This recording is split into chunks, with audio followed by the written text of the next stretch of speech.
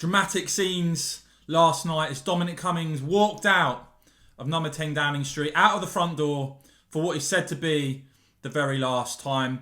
A dramatic week, and frankly, anyone that says this doesn't have an impact on Brexit and what the British government do next, I think needs their head tested. I'm going to go through all the very latest on Cummings' departure and a potential Brexit sellout, or will the British government hold firm? I'm going to bring you all the very latest, guys, but please make sure that you subscribe and hit the bell so you don't miss future videos, and hit that join button, become a supporter of the channel, and you get the new badge you'll see down there next to your name in the comments. So, as we know, Dominic Cummings has now walked out of Downing Street, said to not be returning, and what a turnaround. I mean, his ally, Brexiteer Lee Kane, 1 minute was going to be Chief of Staff, the next was resigning.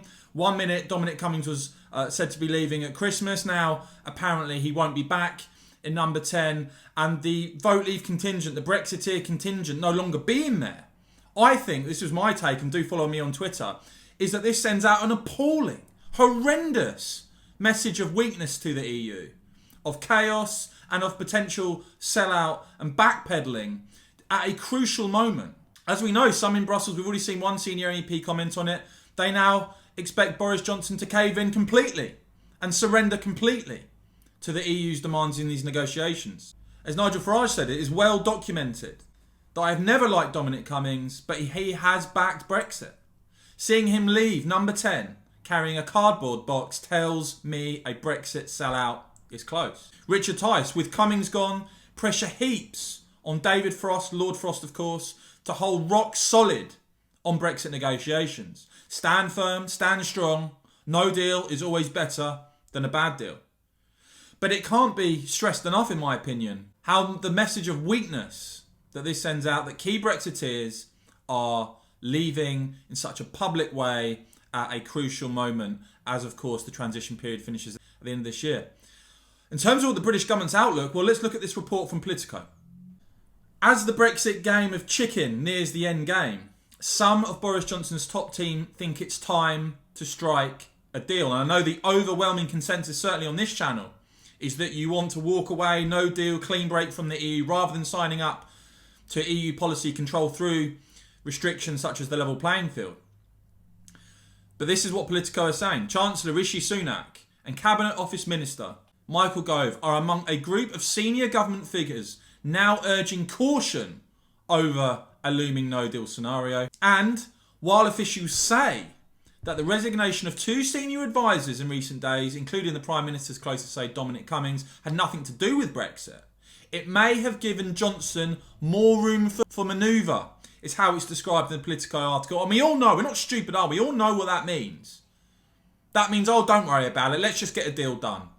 Oh, if the EU want to restrict us on policy areas moving forward, oh, let's just get the deal done. Oh, if they want to continue the devastating status quo on fisheries, oh, let's just do it.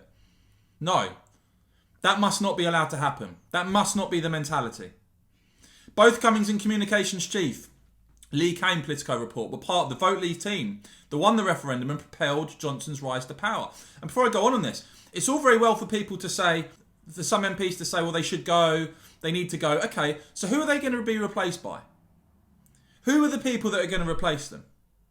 Let's see what that alternative looks like. But as the Politico report, Kane and Cummings have also been key figures in a powerful Downing Street faction that has often urged an uncompromising response to demands from Brussels for more movement in the talks from the UK government.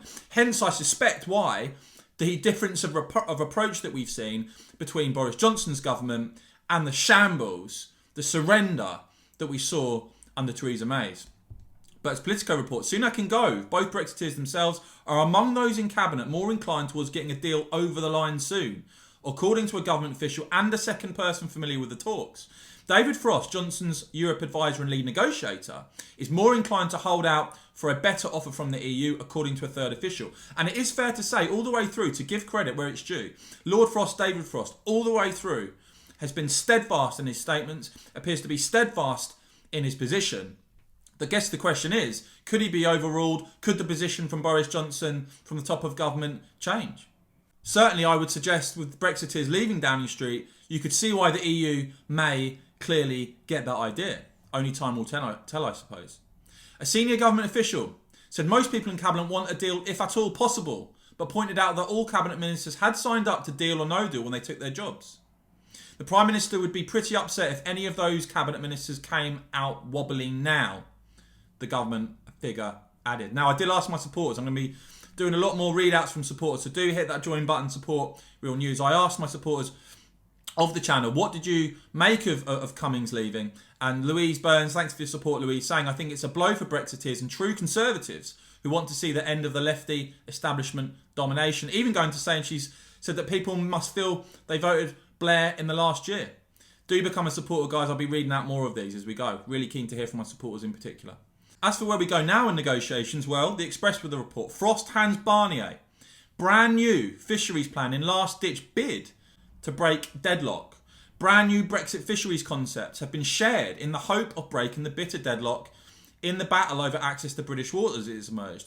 Officials from both sides have outlined new plans, which still threaten to derail the trade and security talks between the UK and the EU. Express.co.uk can reveal that Michel Barnier, the bloc's chief negotiator, will spend the weekend reviewing the latest offer by UK counterpart Lord Frost. But UK sources close to the talks have warned that gaps remain as far apart as ever on the main issues. In which case, why hasn't the British government walked away, having previously set out deadlines? That's the question, isn't it? But Barnier, the Express report, has raised hopes of a Brexit deal in as little as 10 days' time, after promising to work to the last moment possible. He told MEPs the talks would miss the mid-November deadline ahead of what was seen as a crunch summit of European leaders. One Brussels insider quote is saying, it is clear the negotiations are being dragged out by both sides until the very last moment. If you want a further insight into the EU's mentality on this, Telegraph, Brexit trade deal could be done in 10 days, claims senior MEP. European Parliament has told Michel Barnier that the absolute latest for an agreement to be struck is the 10th of December. So I was absolutely right to say, now it's gone past the 15th of October, we could be looking at negotiations rumbling on till December. Seriously?